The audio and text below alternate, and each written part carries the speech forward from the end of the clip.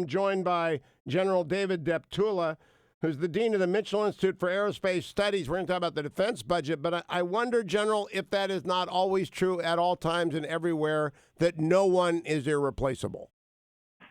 Well, good morning, Hugh.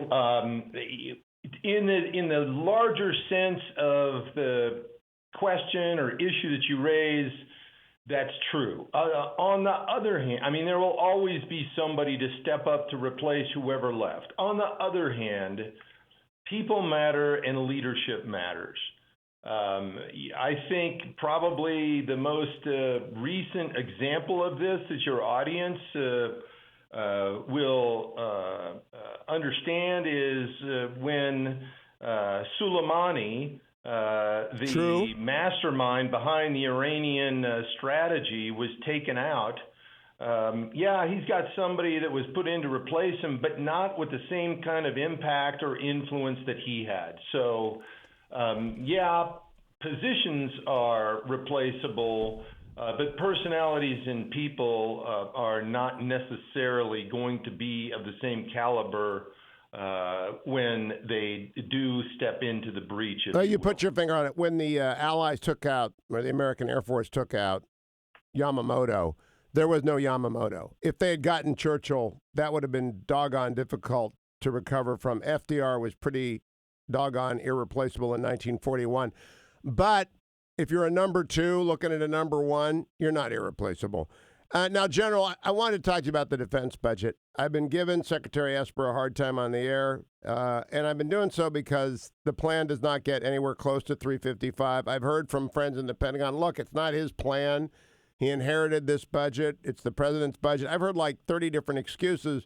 But first question, the Pentagon's budget is very much the Pentagon's budget. The president he can reject it, but by the time it gets over to OMB, they can tweak it. But they can't redo a Defense Department budget, can they? It would be extraordinarily difficult to redo it. And the issue here is, what does the defense budget do in the context of meeting the objectives of our actual national defense strategy? That's at the fundamental crux of your comment. Yes. And the fact of the matter is, we've built a national security strategy, which is a big one. It focuses on being able to deter and, if necessary, defeat challenges by China and Russia, as well as to be able to deal with Iran, North Korea, and global terrorism all at the same time.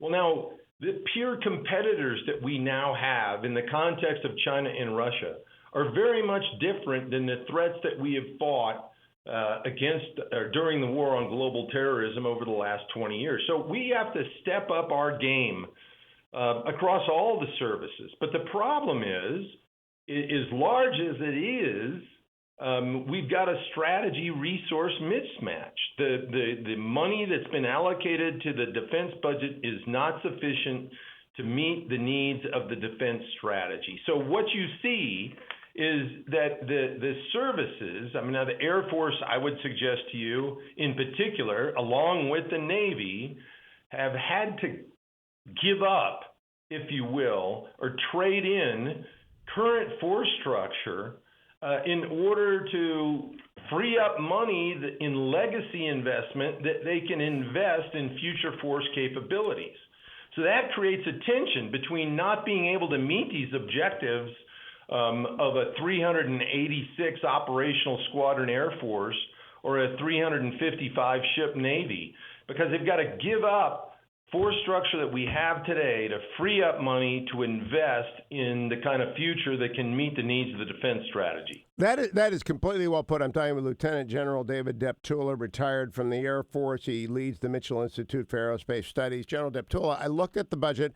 I was happy with the top line on nuclear weaponry. The B-21 got funded. The Columbia got funded. But they didn't get funded with new money. They got funded by scavenging around in the services. And my Army friends are going to be mad at me. Big Army did not get nicked. Right. And look, Hugh, here's the challenge. We really have four plausible alternatives here. for resolving this mismatch. The first one is you can increase the defense budget. Yes.